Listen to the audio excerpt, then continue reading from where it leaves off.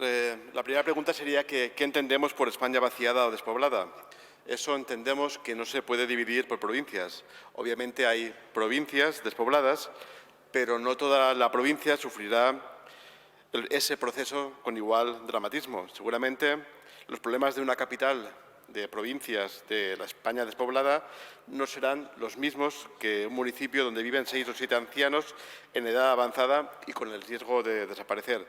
Pongo como ejemplo mi provincia, que no sería de las que se encuadran en la España despoblada. Rondamos los 600.000 habitantes. No parece, por lo tanto, despoblada.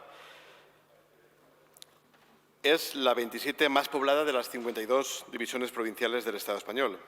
De 135 municipios, solo 11, contienen el 75% de la población. El 75% de la población vive en el 11% del territorio. En pureza sería mucho menos si, en lugar de calcularlo por términos municipales, lo calculáramos por núcleos urbanos. A 15 o 20 kilómetros de la costa hay un serio problema.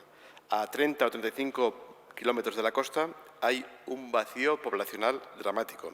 Hay municipios con menos de 30, con menos de 60 o con menos de 100 personas, con una edad altísima, sin servicios, y seguro que ese ejemplo es exportable a la mayoría de territorios que no se encuadrarían en esas provincias despobladas. Por lo tanto, entendemos que las medidas se tienen que exigir no por provincias, sino por territorios con patologías semejantes. No debemos únicamente exigir esas medidas a la Administración central. Hemos de pedir que se coordine con el resto de administraciones para avanzar en esas medidas. No podemos crear un agravio entre trabajadores de la Administración central que trabajan en esos territorios con trabajadores de la Administración autonómica o de las diputaciones en esos territorios. Tendrán el mismo problema y la misma falta de interés por trabajar en estos territorios. Podríamos hablar también, y en eso enmendamos, con plazas de difícil cobertura, que son aquellas comarcas que no son precisamente despobladas, pero que sí que están apartadas del centro demográfico, con serios problemas por mantener en esas plazas de centros de salud, de los juzgados, de los institutos, de los colegios, donde vivir apartado de ese centro demográfico provoca ese efecto de estar de paso, de hasta encontrar algo mejor, y eso no asienta a la población y no vertebra la sociedad. Las administraciones han de garantizar los mismos derechos a los ciudadanos, vivan donde vivan, y esa ha de ser la gran herramienta para luchar contra la despoblación y revertir la actual situación. Hay que acabar con políticas que debilitan el sector público. Por eso pedíamos eliminar el punto 3 de su propuesta, porque pensábamos que aumentaba todavía más en la inestabilidad y la precariedad laboral.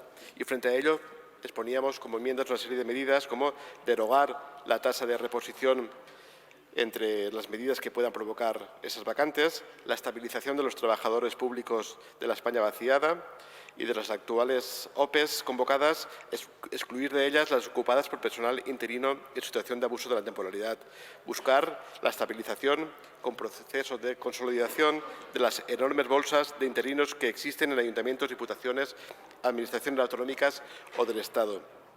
Valoración de los servicios prestados en estos municipios a efectos de concursos, ascensos o traslados.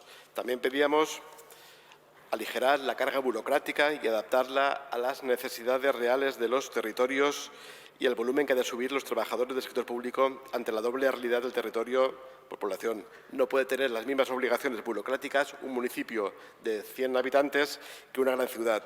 Sabemos que no cuentan ni con los técnicos, ni administrativos, ni auxiliares, ni presupuesto de una gran capital. Por eso pedíamos dos marcos legislativos.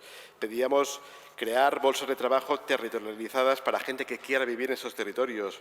Hablamos de medidas concretas. Hay que generar un debate. Obviamente no incluye únicamente a la Administración General del Estado. Todas las administraciones han de implicar. Hay que buscar un consenso, facilitar que los trabajos públicos sirvan para asentar población, que puedan ser ocupadas por gente que quiera enraizarse en el territorio y formar parte de él, que pueda tener a sus hijos en el pueblo y que no esté de paso hasta encontrar algo mejor. Que eso facilite que no se cierren los hornos, las tiendas, las escuelas, el banco, la farmacia, el ambulatorio. Pensamos que está bien la propuesta que hacen, pero hay que implicar a todas las administraciones para buscar solución a este grave problema que, reitero, no afecta únicamente a 4 o 5 provincias, afecta a buena parte del territorio del Estado. Bien, es un debate interesante. Lo que pasa es que es muy complicado seguir las intervenciones.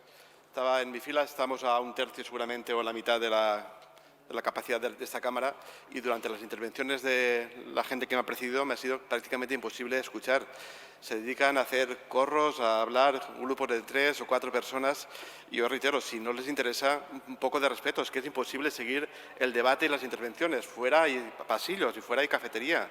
Si no les interesa, sálganse, pero es que es imposible seguir el debate así. Un poco de respeto a la gente que está interviniendo. Si no les interesa, estén callados, jueguen con el móvil, pero dejen que la gente pueda hablar y pueda, sobre todo, escuchar. Desde arriba es imposible escuchar las intervenciones. Voy al tema. Ha hablado de negociación para llegar a una transaccional. Con nosotros no ha negociado, directamente ha presentado el texto. Sabemos que es muy difícil y que nuestro voto es más simbólico que el de los grandes grupos, que habrá tenido que negociar con ellos, pero con nosotros simplemente nos ha presentado una propuesta que de 10 puntos recoge únicamente 2. Ojalá hubiera podido recoger todos. Sabemos que si recoge los nuestros seguramente no tendría el apoyo de otros grupos, pero habríamos con propiedad. Nosotros nos ha presentado ya el texto transaccionado. Ojalá hubiera podido incorporar más, ¿no? Reconoce que el marco no es correcto hablar de provincias de España despoblada, pero tanto el texto, tanto la transacción como las intervenciones de la mayoría sí que se refieren a ese marco, y únicamente han hablado de provincias como Teruel, Soria o Zamora. Usted lo ha reconocido después, que estamos hablando de un problema global que afecta a todo el territorio.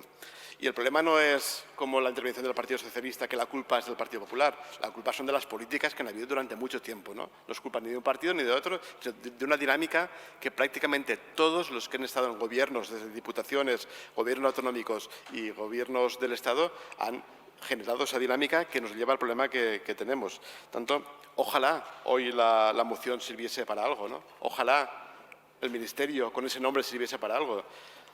Pero todo lo que sea poner sobre la mesa esa problemática, pensamos que es un paso adelante, ¿no? Porque un problema del que no se habla no es un problema. Por tanto, agradecer su propuesta, votaremos a favor, nos hubiera gustado que fuera un poquito más ambiciosa, y aprovecharé este turno que me queda para hablar, ¿no?, de ese amplio sector de gente afectada, de uno muy concreto, que son los habilitados estatales. Secretarios, interventores, tesoreros. Son más de 8.500 profesionales trabajando en las entidades locales, desde las más grandes a las más pequeñas.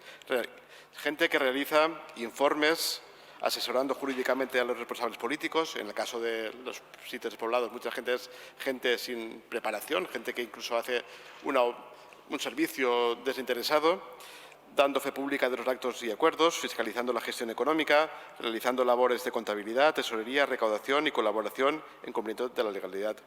En el caso concreto de los municipios despoblados, son funciones que se extienden prácticamente al todo el funcionamiento del ayuntamiento. La mayoría de los municipios del Estado tienen menos de 2.000 habitantes, y en ellos el secretario o secretaria hace prácticamente de todo. Hace de auxiliar, hace de administrativo, hace incluso de ordenanza. Actualmente, más de 3.300 puestos de secretaría se encuentran desempeñados por funcionarios interinos con una antigüedad media de más de 10 años en el ejercicio de sus funciones. El 40% del total de los puestos existentes. En el último concurso unitario de 2020, más de 3.200 puestos han quedado sin cobertura.